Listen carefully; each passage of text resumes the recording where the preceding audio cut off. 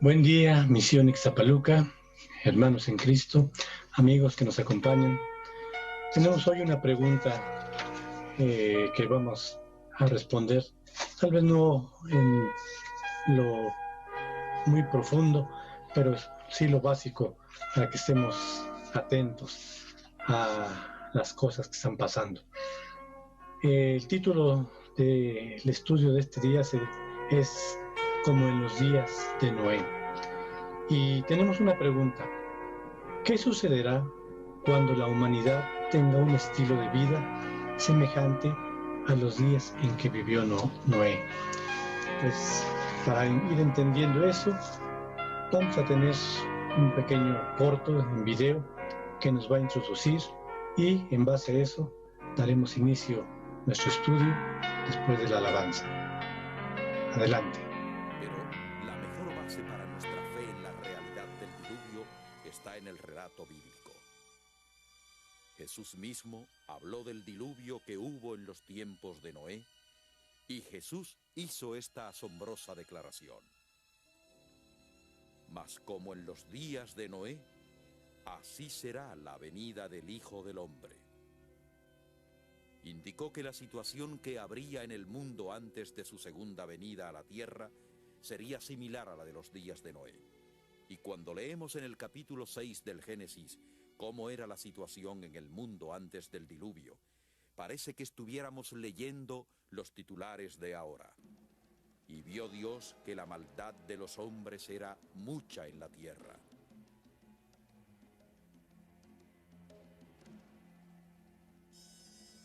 Y que todo designio de los pensamientos del corazón de ellos era de continuo solamente el mal.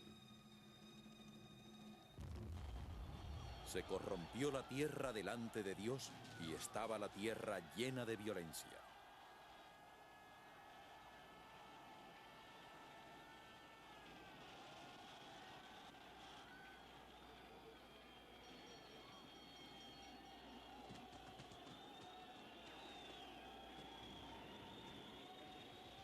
Esta situación moral traerá el juicio sobre el mundo moderno igual que lo hizo en el mundo antiguo. En la segunda de Pedro leemos que en los últimos días los hombres negarán que el mundo fue creado sobrenaturalmente por la palabra de Dios. Negarán que hubo el diluvio universal que nos describe la Biblia. E igual que el mundo antiguo se burló de la posibilidad de un diluvio, el hombre moderno se burlará de la posibilidad de que Cristo regrese a la tierra y que resulte en la destrucción de tanto los cielos como la tierra por medio del fuego. Pero tan seguro como que Dios creó el mundo por su palabra y envió el diluvio por su palabra, también mantendrá su palabra con relación al venidero juicio por fuego. Bien, como hemos visto, el Señor Jesús habló acerca de su regreso y las cosas que iban a estar pasando antes de que Él regresara a este mundo, a esta tierra. Pero vamos a ver que nuestra tierra está enferma.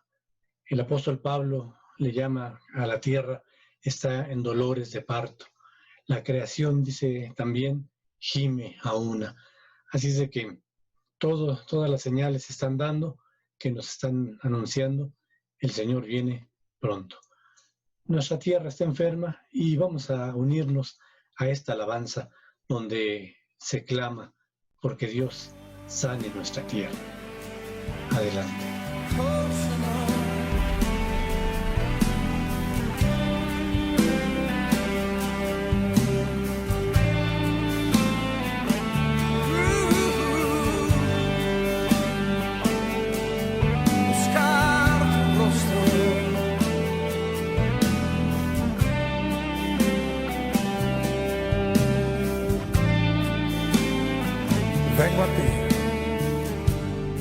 Vengo a ti, guíame, santifícame en ti. Quiero andar en tu verdad. Tómame, abrázame, mi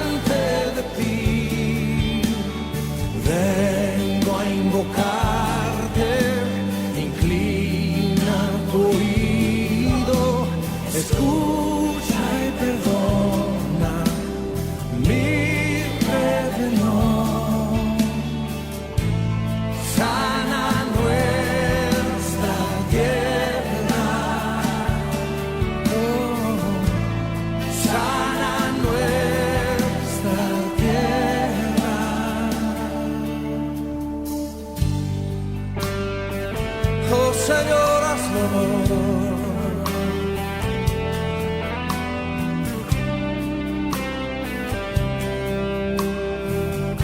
Cántelo una vez más conmigo. Vengo a ti, guíame, santifícame en ti. Yo quiero andar en tu verdad. Tómame, Señor, tómame, abrázame.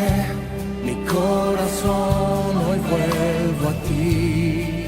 Solo a ti. Solo a ti quiero humillarme,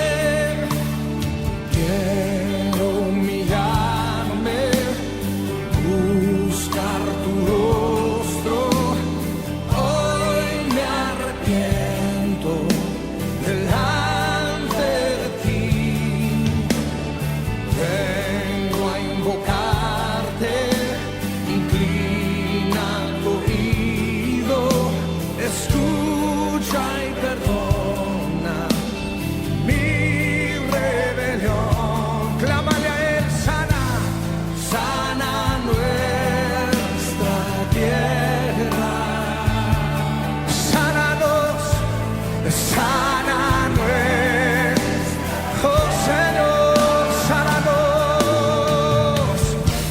Escucha hoy mi oración. Yo quiero pedir que levante usted una fuerte voz y empiece a clamar y decirle: Señor, escúchanos, perdónanos, perdona nuestro orgullo, perdona los pecados de tu iglesia.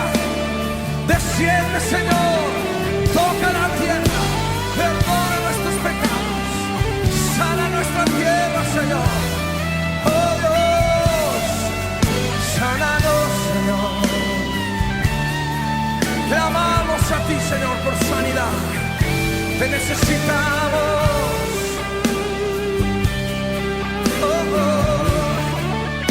Quiero humillarme, quiero buscar tu rostro. Hoy me arrepiento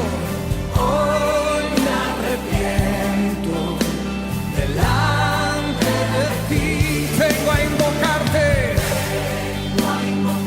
inclina tu oído, escucha y perdona mi rebelión. Sana nuestra tierra, Señor, sana nuestra tierra. Oh, clámale fuerte. Sana nuestra tierra. Sánanos, Señor. Sana nuestra tierra. Que nos oigan hasta el cielo. Sana nuestra tierra. Oh, Señor. Sana nuestra tierra. Sí, por favor. Sana nuestra tierra con tu amor. Ten misericordia, Señor. Ten misericordia. Misericordia sobre tu pueblo.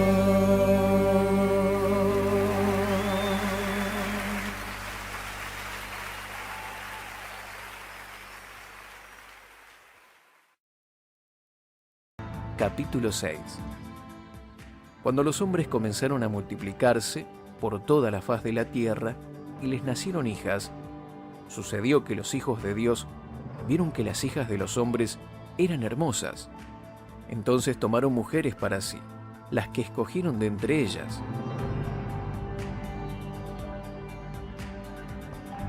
Y el Señor dijo: no va a estar mi espíritu peleando siempre con el hombre, pues él no es más que carne. Vivirá hasta 120 años.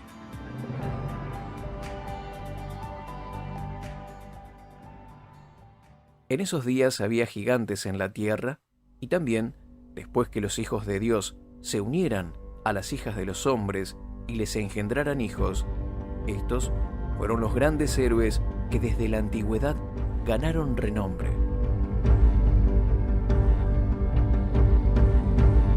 El Señor vio que era mucha la maldad de los hombres en la tierra y que todos los planes y pensamientos de su corazón eran siempre los de hacer solo el mal.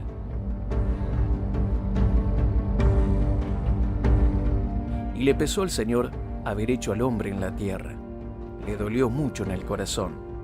Y dijo el Señor: borraré de la faz de la tierra al hombre que he creado, lo mismo que a las bestias, los reptiles y las aves del cielo.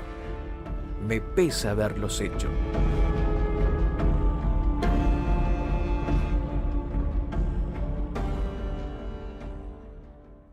Pero Noé halló gracia a los ojos del Señor.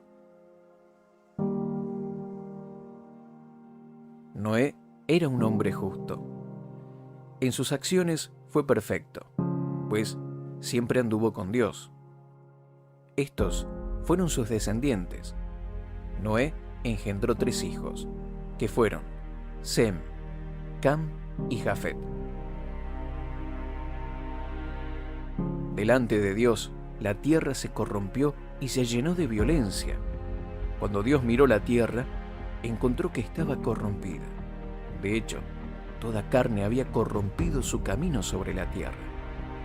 Entonces Dios le dijo a Noé: he decidido acabar con todo ser, pues por causa de ellos la tierra está llena de violencia. Yo los destruiré junto con la tierra. Vamos a dar inicio comenzando con la lectura de Mateo 24, 37 al 39, que dice: mas como en los días de Noé, así será la venida del Hijo del Hombre. Porque como en los días antes del diluvio estaban comiendo y bebiendo, casándose y dándose en casamiento, hasta el día en que Noé entró en el arca, y no entendieron hasta que vino el diluvio y se los llevó a todos. Así será también la venida del Hijo del Hombre. Bueno, ¿qué sucederá cuando la humanidad tenga un estilo de vida semejante al que había en los días de Noé? Bueno, en este pasaje nos está hablando acerca de ese regreso y vamos a ver que ha habido en la humanidad subidas y bajadas. ¿Desde cuándo ha habido subidas y bajadas en el ambiente moral y espiritual de la humanidad? Pues podemos decir sin temor a equivocarnos que desde el principio de la humanidad el ambiente moral y espiritual ha sido una gráfica de puntos arriba y puntos abajo, puntos altos y puntos bajos. Y vamos a ver que desde aquel entonces podemos decir que la iglesia existe. ¿Desde cuándo existe la iglesia? Bueno, pues algunos lo ubican a partir de que el Señor Jesús establece, pero si nos vamos más al término iglesia, podemos decir que el ambiente espiritual, moral y espiritual del que estamos hablando, que es un sube y baja, bueno, pues está viviéndose en la iglesia actual. Pero ¿desde cuándo existe la iglesia? Podemos decir que desde el principio de la humanidad con Adán y Eva. ¿Por qué? Porque la palabra iglesia en el griego lo que significa es los llamados fuera, los llamados con un propósito. Y Adán y Eva fueron llamados después de su caída con un propósito. Ellos, de hecho, enseñaron a sus generaciones que le siguieron la manera de adorar al Señor, la manera de servirle, la manera de pedir perdón por medio del sacrificio. Nosotros, como seres humanos y cada uno, aún como cristianos, también hemos pasado por altibajos en nuestra vida espiritual. Así es de que esta enseñanza yo creo que puede ser práctica para cada uno.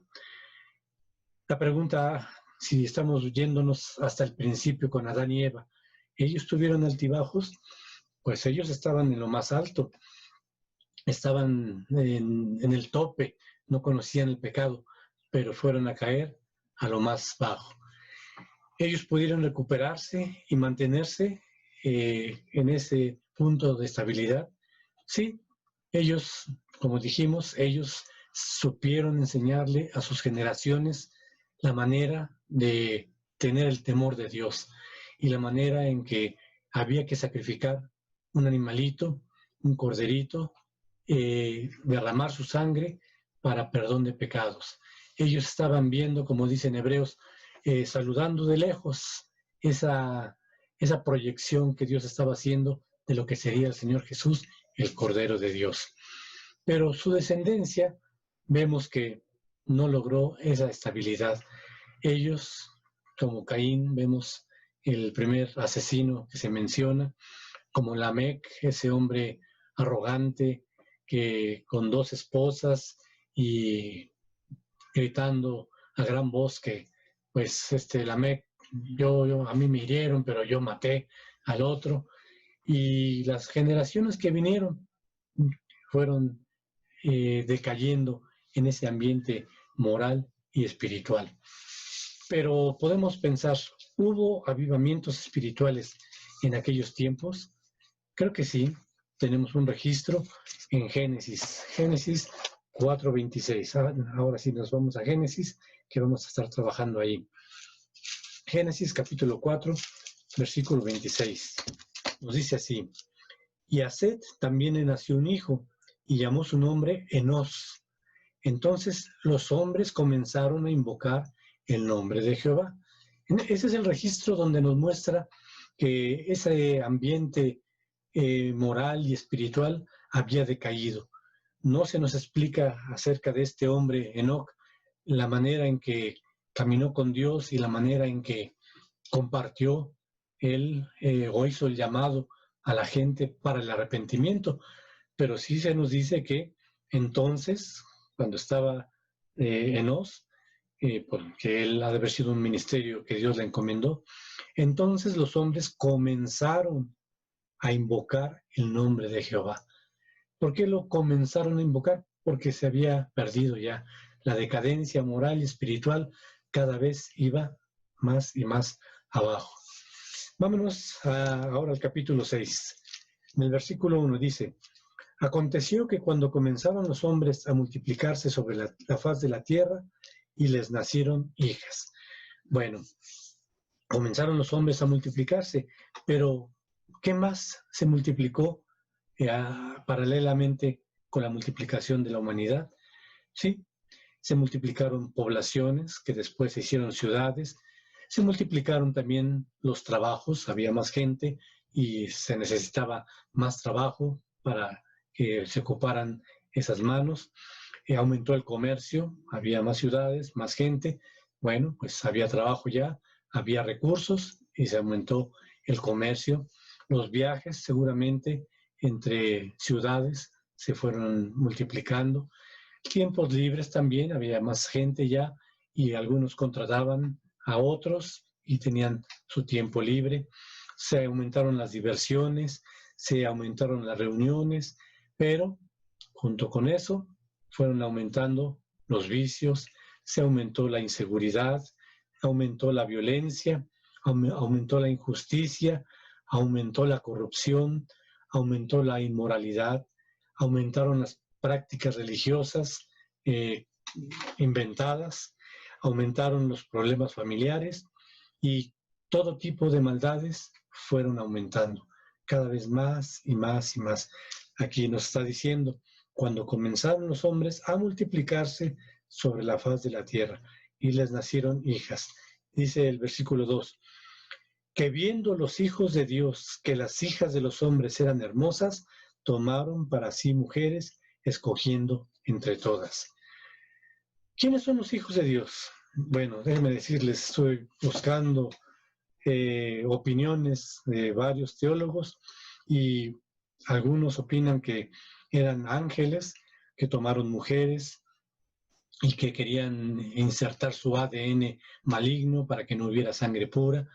Otros opinan que posiblemente fueron demonios que poseyeron a hombres que tomaron a esas mujeres. Hay muchas otras teorías, pero ¿qué es lo que nos está diciendo? Yo creo que Dios no quiere complicarnos las cosas. Algunos hablan de esas civilizaciones preadámicas. Pero bueno, vamos a ver lo que es más sencillo que Dios quiere que entendamos, pienso yo. Muy probable es que estos hijos de Dios fueran un remanente del avivamiento de los tiempos de Enos. Dios siempre ha tenido un remanente de los suyos, de su pueblo, que se han guardado siempre para Él.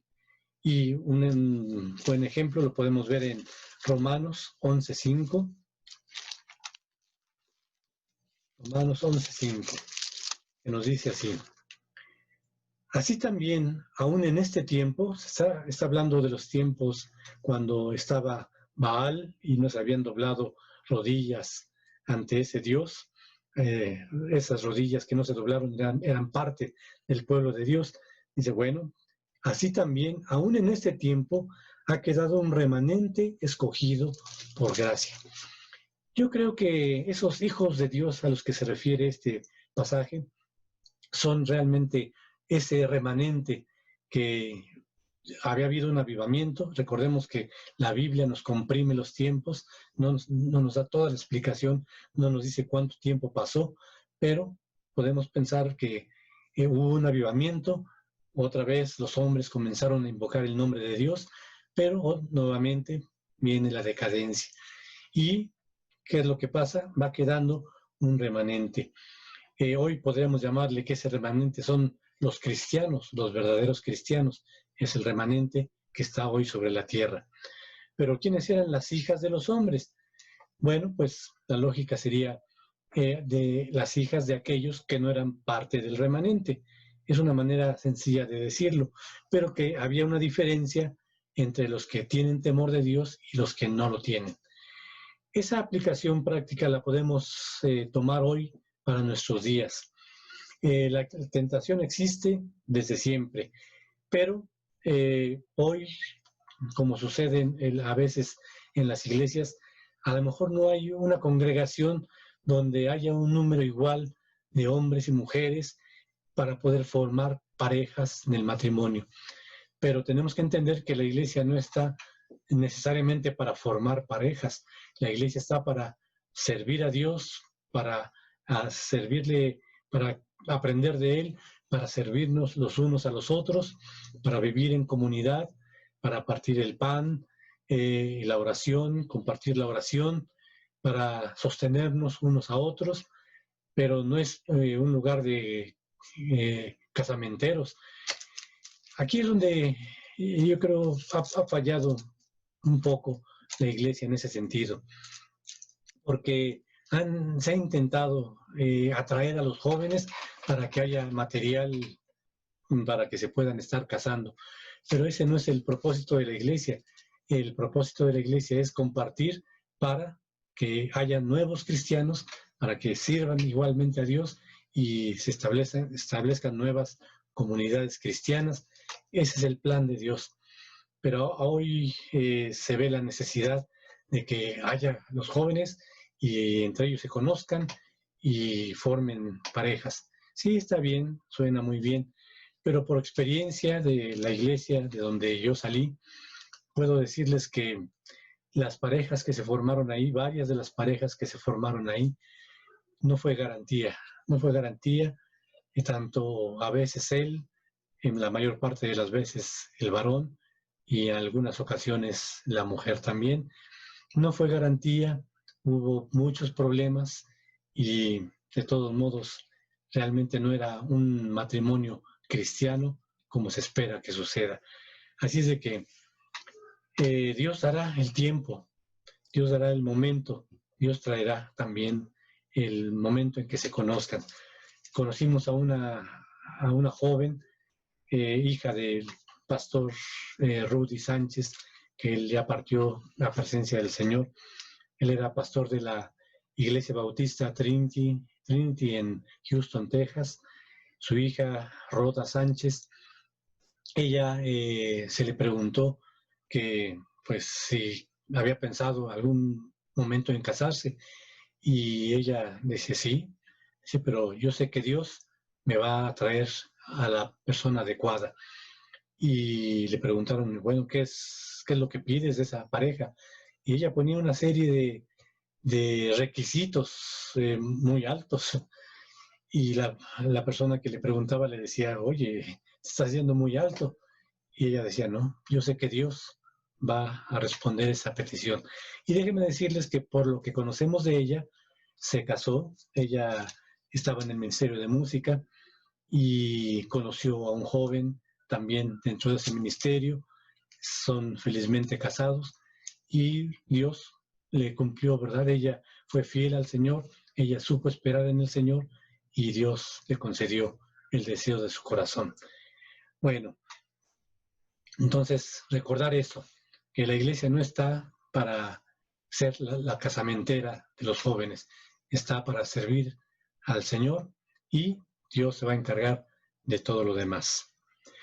La otra pregunta, ¿la corriente del mundo ha influido sobre la iglesia? Seguramente que sí. Así es, desde los tiempos de los profetas ha sucedido eso. Un buen ejemplo lo tenemos en las palabras del profeta Jeremías. Jeremías capítulo 15, versículo 19. Está hablando del pueblo de Dios, pero pues va aplicado también espiritualmente a nosotros. Jeremías 15, 19 dice así: por tanto, así dijo Jehová, si te convirtieres, está hablando a su pueblo, porque ya se había alejado de Dios, si te convirtieres, yo te restauraré, y delante de mí estarás, y si entresacares lo precioso de lo vil, serás como mi boca. Conviértanse ellos a ti, y tú no te conviertas a ellos. Yo creo que esto va ligado con lo que acabamos de mencionar acerca de las parejas, ¿verdad? A veces el hombre o la mujer conoce a una pareja, lo que podría ser su pareja, pero no es cristiana, él o ella, y se empecinan en que yo lo voy a convertir en cristiano ya para poder casarme. Pero otra vez, muchos casos hemos conocido donde una vez que se realiza el matrimonio, no los volvemos a ver porque uno de los dos influye demasiado sobre el otro. Por eso dice aquí Jeremías, conviértanse ellos a ti, no tú a ellos. Así es de que es un complemento a lo que hemos visto. ¿Ha influido la corriente del mundo sobre la iglesia? Así es. Había gigantes en la tierra en aquellos días, y también después que se llegaron los hijos de Dios a las hijas de los hombres, y les engendraron hijos. Estos fueron los valientes que desde la antigüedad fueron varones de renombre. Algunos han interpretado que por la unión de los ángeles, que dicen, si hubieran sido ángeles y hubieran tenido relaciones con las mujeres, pues estamos hablando, son ángeles casi humanos, porque deben tener un aparato circulatorio con sangre, un aparato reproductor con todos los elementos, con el ADN necesario, y entonces pues estamos hablando de seres que ¿por qué no se reproducen los ángeles, verdad? Entre ellos, pues no, Dios creó a los ángeles, posiblemente seres asexuados, y no tenían por qué reproducirse, Dios los creó, el número que haya creado, Dios los creó y están ahí, así es de que son eternos, con espíritus también, que en cierto momento pueden tener apariencia humana, pero no es que tengan órganos humanos. Pero bueno, esos gigantes que nos menciona aquí el versículo 4, bien, ahora vamos al versículo 3. Dijo Jehová, no contenderá mi espíritu con el hombre para siempre, porque ciertamente él es carne, mas serán sus días 120 años. Bueno, pues, ¿por qué estaba ese pleito, verdad, del hombre contra Dios? No Dios contra el hombre contra Dios.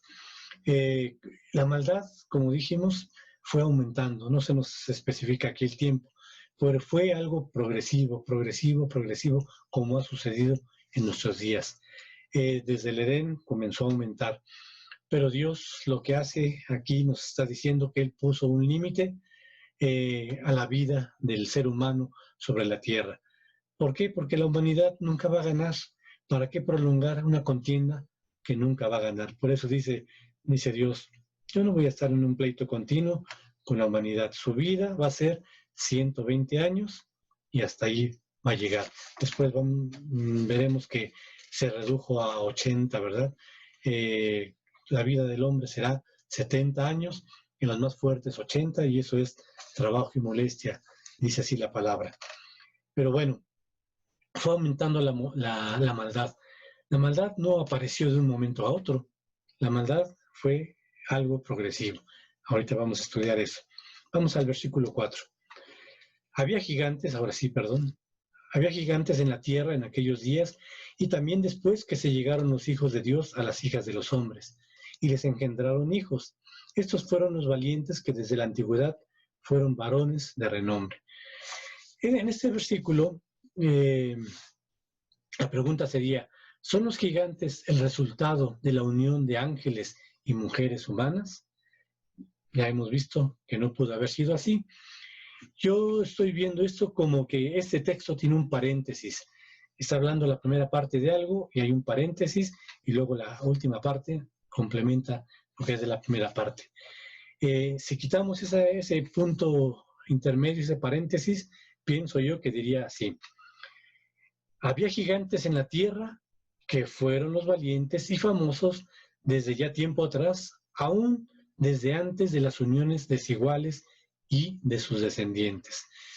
Dios había establecido que no hubiera una unión desigual, ¿verdad? Se esperaba que hubiera uniones entre hijos de Dios, solamente hijos de Dios e hijas de Dios. Pero bueno, a lo mejor no había suficiente personal para completar eso. Buscaron los hijos de Dios entre las hijas de los hombres y pues empezaron a cazar. Pero había gigantes antes y también había gigantes después. No dice que fue el resultado de esa unión. Vamos a Deuteronomio 7:3 y vamos a ver algunos textos donde nos está haciendo Dios esa referencia de que no debe haber una unión desigual. Deuteronomio 7:3 dice así: y no emparentarás con ellas, está hablando del pueblo, son las instrucciones antes de la entrada a la tierra prometida, y no emparentarás con ellas, está hablando de las que habitaban esa tierra, no emparentarás con ellas, no darás tu hija a su hijo, ni tomarás a su hija para tu hijo. Dios nos está dando una idea de lo que posiblemente quiso decir aquí en los hijos de Dios y las hijas de los hombres. Luego sigue en Esdras 9:2. El libro de Esdras 9:2 dice así. Igualmente está hablando Esdras esa confesión de por qué tuvieron que ser llevados cautivos a Babilonia. Dice, porque han tomado de las hijas de ellos para sí y para sus hijos, y el linaje santo ha sido mezclado con los pueblos de la tierra, de las tierras, y la mano de los príncipes y de los gobernadores ha sido la primera en cometer este pecado. Así es de que aquí es una confesión que está haciendo Esdras de el por qué, fue uno de los tantos motivos por qué el pueblo fue llevado cautivo. Y en 2 Corintios 6:14, pues Pablo es más claro, más específico. 2 Corintios 6:14, que dice así: no se unan, está hablando ya los hijos de Dios, no se unan en yugo desigual con los incrédulos, porque ¿qué compañerismo tiene la justicia con la injusticia? ¿Y qué comunión la luz con las tinieblas? Y sigue diciendo, ¿y qué concordia Cristo con Belial, que es Satanás? ¿O qué parte el creyente con el incrédulo? ¿Y qué acuerdo hay entre el templo de Dios y los ídolos? Porque ustedes son el templo de Dios, del Dios viviente, como Dios dijo. Habitaré y andaré entre ellos y seré su Dios, y ellos serán mi pueblo. Entonces vemos que hay varios pasajes donde Dios quería que su pueblo se mantuviera puro en ese sentido, unirse entre el pueblo de Dios. Y bueno, aquí vemos que posiblemente no había suficientes mujeres entre el pueblo de Dios, y los hijos de Dios buscaron fuera. Por lo tanto, nos está diciendo, cuiden de no hacer lo mismo ustedes. Los gigantes, lo que sí podemos decir, son una alteración genética como resultado de la caída. Esa generación de gigantes no duró para siempre, y pues si lo vemos en nuestros días, sí, se han descubierto esqueletos de gigantes, pero no han seguido las generaciones. ¿Por qué? Pues seguramente es una degeneración resultado de la caída. Y las referencias que hay en el Antiguo Testamento son pocas. En el Nuevo no hay referencia a gigantes. Sí tenemos en el Antiguo un ejemplo de 2 referencias. Primer libro de Samuel 17:4. Primer libro de Samuel 17:4. A veces decimos Primera de Samuel, no fue una carta, es un libro. Primero de Samuel. Dice así: salió entonces del campamento de los filisteos un paladín, el cual se llamaba Goliat de Gat, y tenía altura 6 codos y 1 palmo. Bueno, aquí tenemos la referencia de cuando viene el combate entre David y Goliat, pero tenemos otra referencia en el segundo libro de Samuel, capítulo 21, versículos, es desde el 16 posiblemente.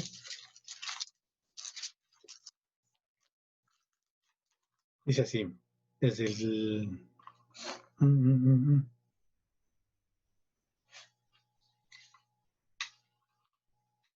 16, sí. Isbi Benob, uno de los descendientes de los gigantes, cuya lanza pesaba 300 siclos de bronce, y quien estaba ceñido con una espada nueva, trató de matar a David, mas Abisai, hijo de Sarbia, llegó en su ayuda e hirió al filisteo y lo mató.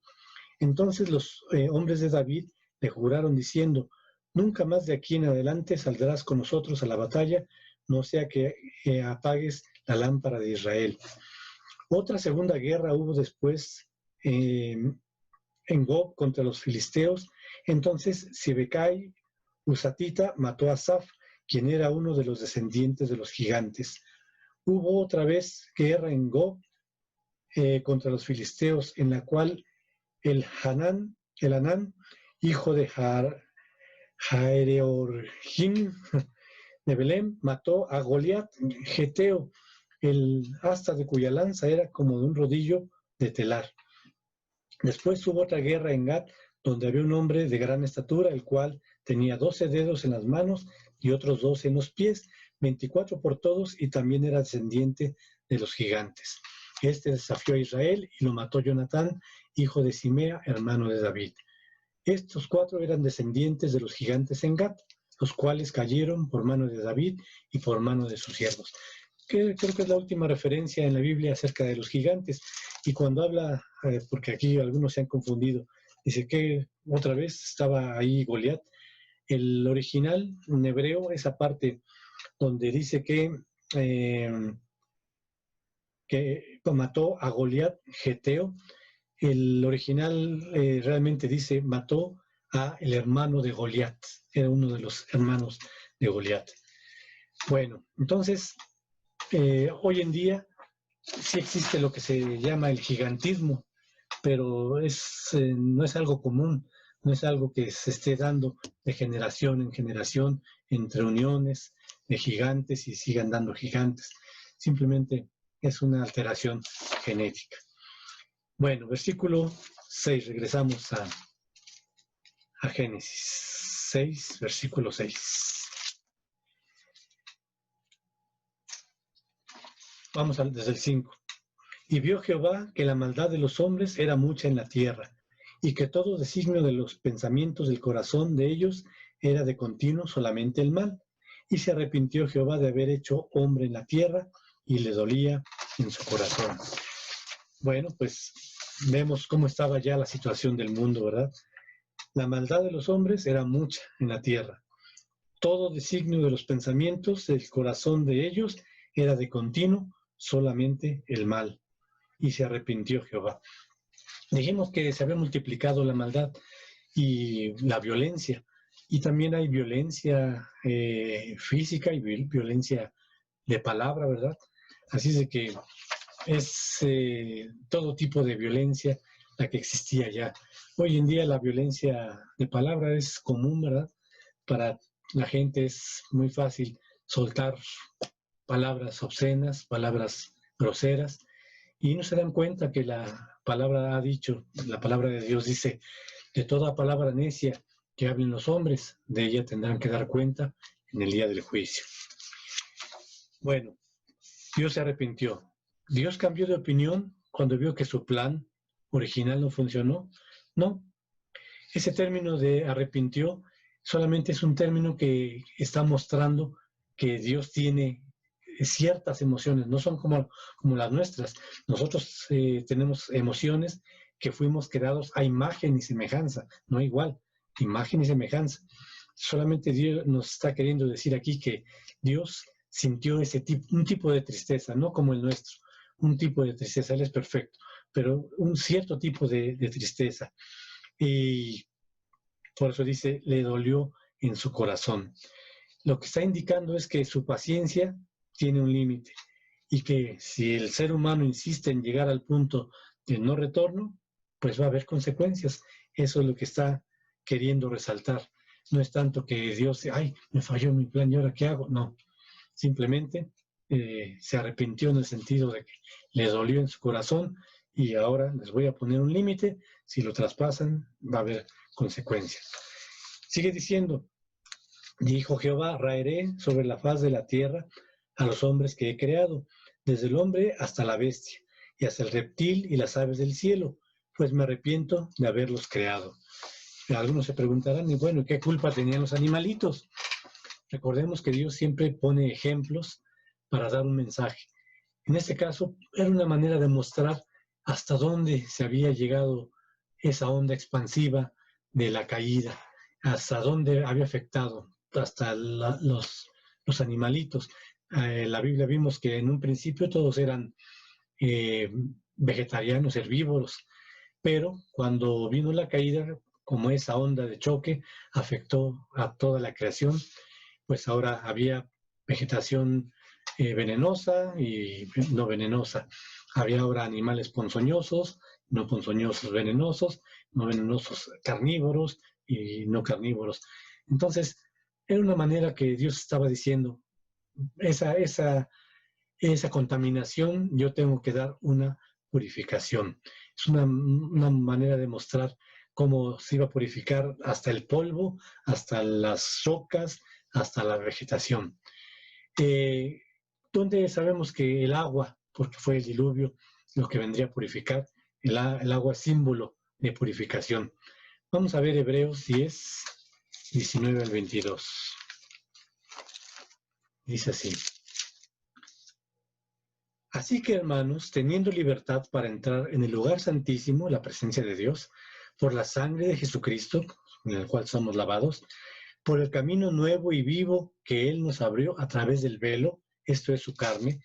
Recuerden cuando la Biblia dice que Él estaba muriendo en la cruz, dice que el velo del templo se rasgó en dos de arriba abajo y simboliza la muerte del Señor, su carne. Teniendo un gran sacerdote sobre la casa de Dios, acerquémonos con corazón sincero, en plena certidumbre de fe, purificados los corazones de mala conciencia y lavados los cuerpos con agua pura.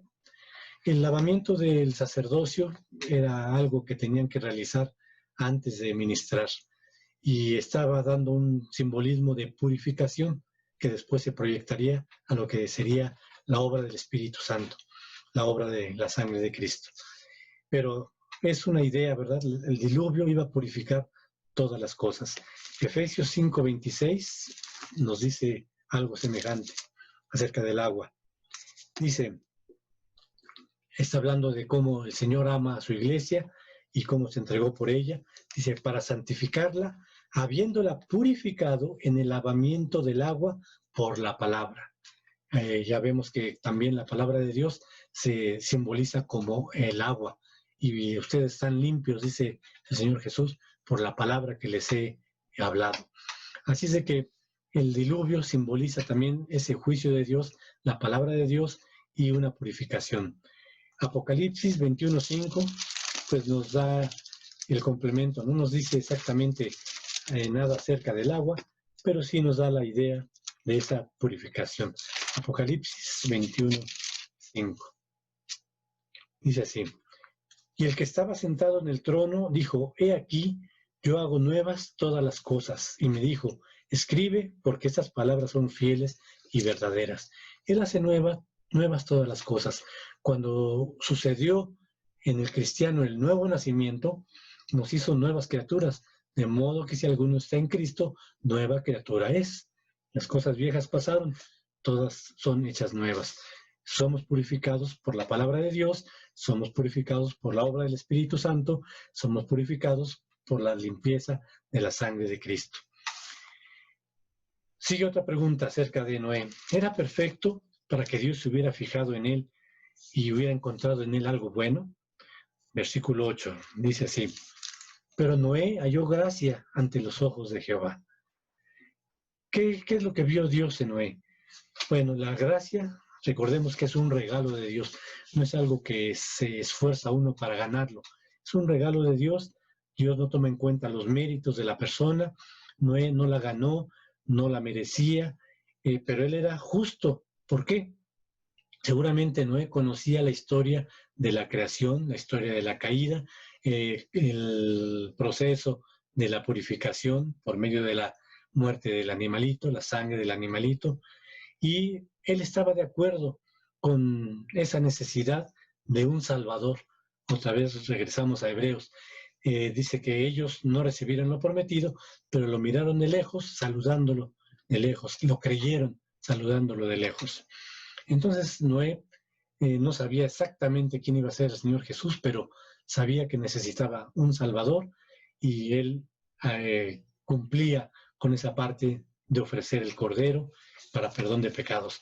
Lo vemos ahí en Génesis 8:20, cuando el arca ya toca tierra y se seca la tierra y baja Noé. Lo primero que hace, que es Génesis 8:20, dice: y edificó Noé un altar a Jehová, y tomó de todo animal limpio y de toda ave limpia, y ofreció holocausto en el altar. Entonces Noé estaba consciente de esa necesidad. Por eso dice el versículo 9: estas son las generaciones de Noé, varón justo, era perfecto en sus generaciones, con Dios caminó Noé.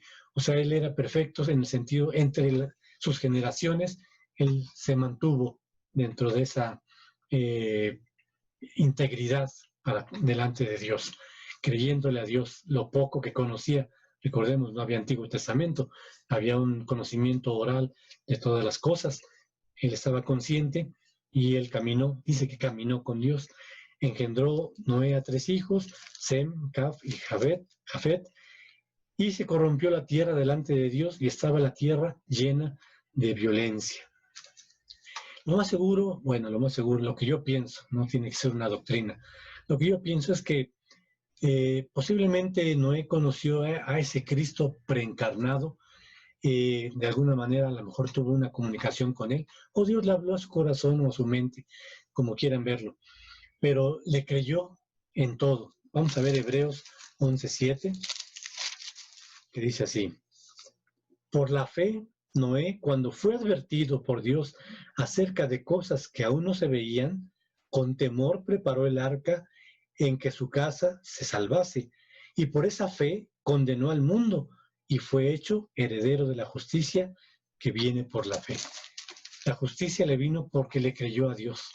Él fue obediente, fue fiel, se mantuvo íntegro dentro de lo que él conocía acerca de la voluntad de Dios, y conocía realmente el temor de Dios. ¿Qué dice Proverbios 1:7? Ese debe ser uno de los versículos ya que uno puede decir de memoria. El principio de la sabiduría es el temor de Jehová. Los insensatos desprecian la sabiduría y la enseñanza. El principio es temer a Dios. ¿Qué es el temor de Dios? Respeto, reverencia, honra. Eso es lo que Dios merece y demanda de parte de cada ser humano. Romanos 4:5 y 6. que dice así. Vámonos a Romanos 4, 5 y 6. Mas al que no obra, y no quiere decir que no hagamos buenas obras, no esa es la idea. Está diciendo, el que quiere ganar el cielo por obras, no va a poder. Pero al que no obra, sino cree en aquel que justifica al impío, le cree todo lo que Dios ha dicho acerca del pecado, del arrepentimiento, de la entrega de vida a Cristo, de creerle que Él ocupó nuestro lugar. Bueno, su fe le es contada por justicia. Ese es lo que Dios demanda. La fe es lo que agrada a Dios, dice la Biblia. Y bueno, pues Noé seguramente le creía en todo a Dios.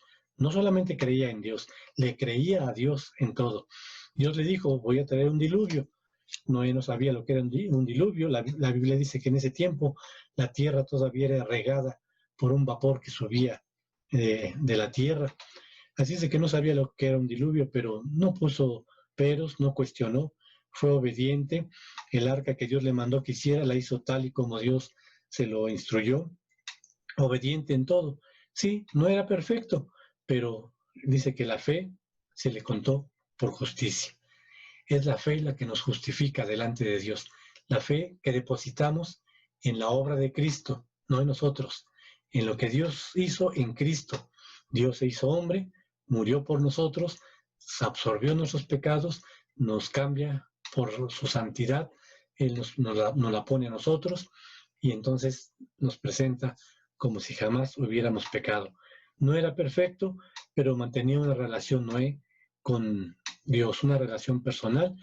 Esa amistad le sirvió para que Dios le confiara una responsabilidad que lo más seguro es que nadie más querría aceptar. Y vamos a ver Colosenses 1, 21, 22, para que entendamos a qué grado llega esa justificación que Dios nos ofrece. Dice, y a ustedes también, está hablando ya está hablando a la iglesia de Colosas, les está hablando a cristianos, que ya son cristianos verdaderos, pero les hace ver lo que eran antes.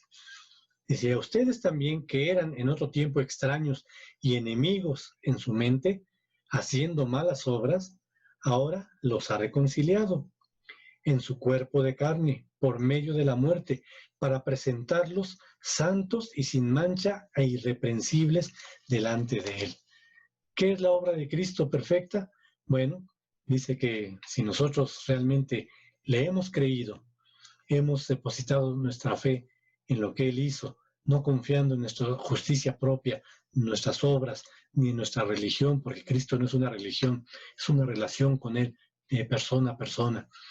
Si confiamos en que Él ocupó nuestro lugar, porque el corderito era un sustituto, el sustituto para que el pecador no tuviera que sufrir las consecuencias de su pecado. Entonces todo quedaba en el cordero que moría y era sacrificado. Por eso al Señor Jesús se le conoce como el Cordero de Dios que quita el pecado del mundo. Entonces, ese es lo que le creemos.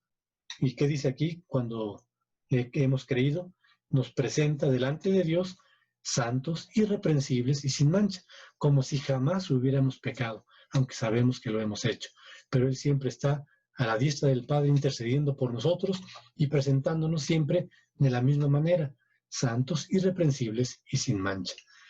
Y bueno, este es el tema general de esta parte del libro de Génesis. Queremos hacer énfasis en cómo iba a estar el mundo en los tiempos actuales. Dice el Señor Jesús, como en los días de Noé. ¿Cómo estaba el mundo? De una manera violenta, la maldad. No era necesario ni siquiera que la maldad estuviera manifiesta en las obras, en las actitudes ya expresamente. Aquí dice bien claro, aquí que la tierra estaba corrompida porque toda carne había corrompido su camino sobre la tierra.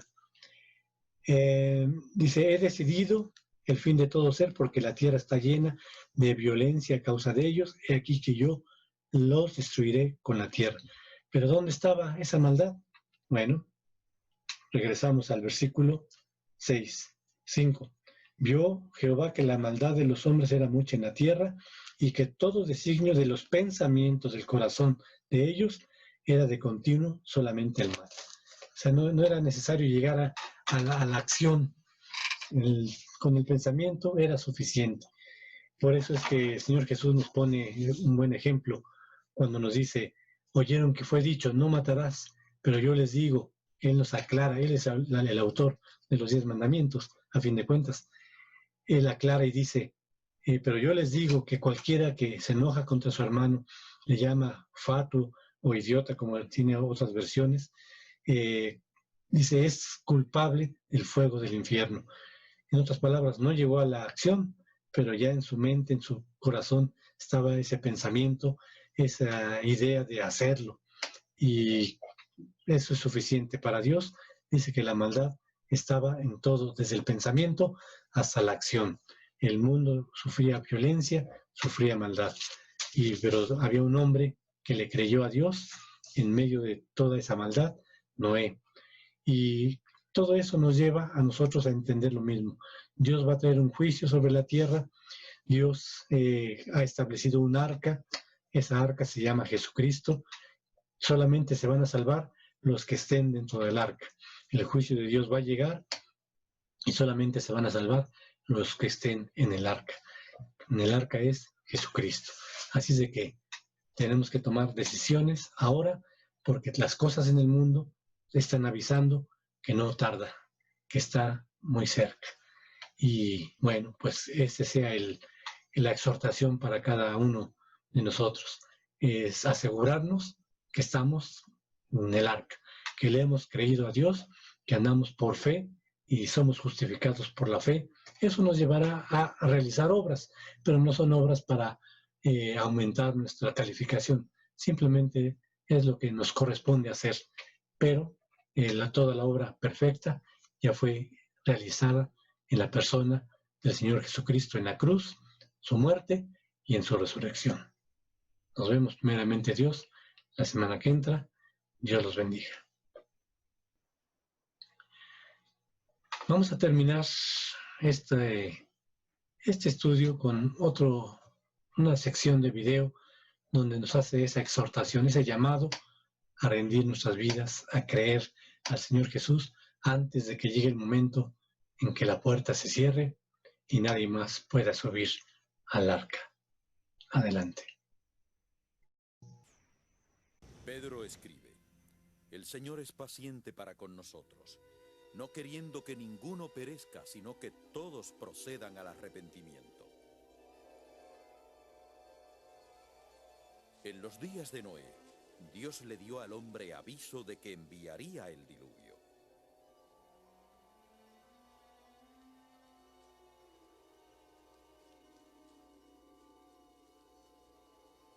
Durante 120 años Noé construyó el arca. Durante esos años, Noé predicó la justicia de Dios, continuamente recordando al mundo antiguo que él creía que Dios haría lo que decía. Recuerden, Dios que le dijo a Noé cómo sobrevivir al diluvio, nos ha dicho en la Biblia cómo sobrevivir al futuro castigo de fuego por medio de la fe. La clase de fe que se manifiesta en la obediencia a Dios. Ninguno de nosotros guarda todos sus mandamientos. Todos somos pecadores y merecemos el juicio de Dios. Pero en la cruz del Calvario Jesucristo sufrió el juicio de Dios por los pecados de cada uno de los hombres. El mismo Creador murió por los pecados del hombre que Él había creado. Jesús dijo, el que oye mi palabra y cree al que me envió, tiene vida eterna y no vendrá a condenación, mas ha pasado de muerte a vida.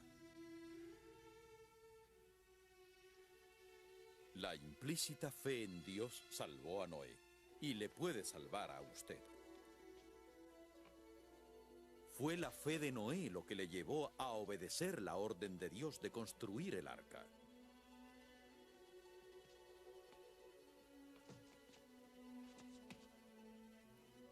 Fue por fe por lo que Noé y su familia entraron en el arca según la orden de Dios cuando no había señales de lluvia.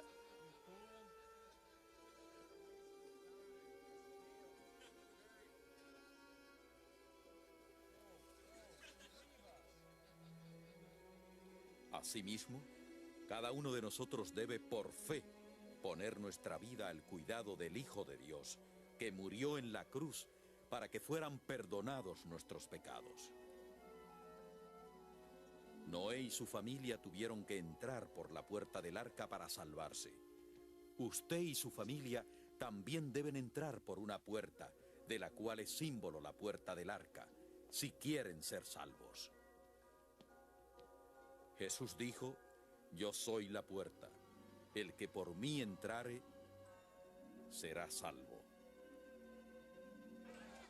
Si ahora está usted fuera de Cristo, recuerde que en los días de Noé, Dios aguardó con paciencia. Ahora Dios le aguarda a usted. Pero recuerde, no contenderá mi espíritu con el hombre para siempre. Llegó el momento en que Dios cerró la puerta del arca. Pasó la oportunidad. No deje que eso le ocurra a usted. Y bueno, terminamos dejando algo actual. Eso está pasando en el mundo para que entendamos que el mundo, como hemos mencionado, que dice la palabra de Dios, está en dolores de parto, está gimiendo a una, ¿verdad? La creación gime a una. Y todo eso nos está anunciando, como pasaba en los días de Noé, cosas que antes no se veían, ahora las estamos viendo, y todo eso son señales de los tiempos. El Señor Jesús le dijo a los fariseos: hipócritas que saben reconocer las señales de los cielos, pero las señales de los tiempos no las saben reconocer. Esto es lo que vamos a ver para que entendamos que, gracias a Dios, si no has pasado por esto, dale gracias a Dios. Si sabes de alguien que ha pasado, pues ora por ellos. Y aunque no los conozcas, ora por ellos. Y ahora que vas a ver el video, pues es gente que de alguna manera sufrió y hay que orar también por ellos. Así de que veamos esto y con esto terminamos.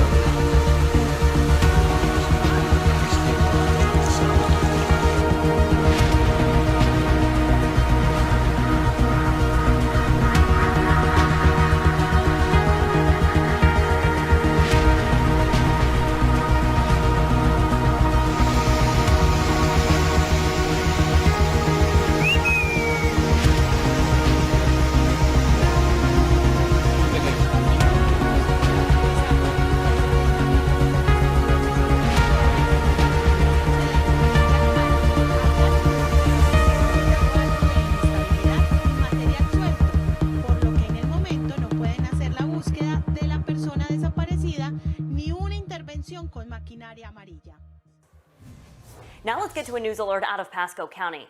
Take a look at this. A massive hole that opened up along Little Road in Trinity earlier this week. It is still growing tonight. It's now about 75 feet deep and causing problems for a nearby barn.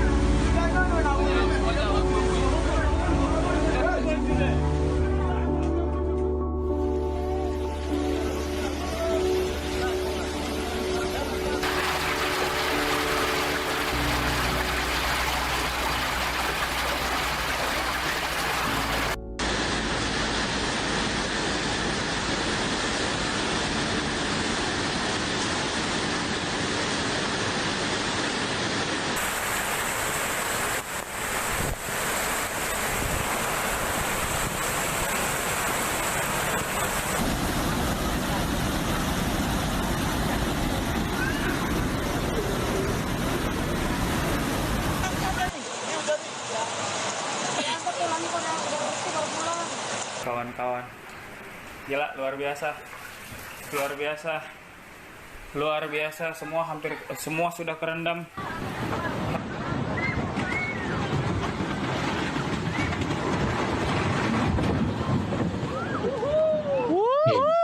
Bien, esta es la exhortación para dar gracias a Dios de que hasta el momento no hemos pasado aquí, cuando menos, nosotros por esto, y orar por aquellos que sí lo han pasado.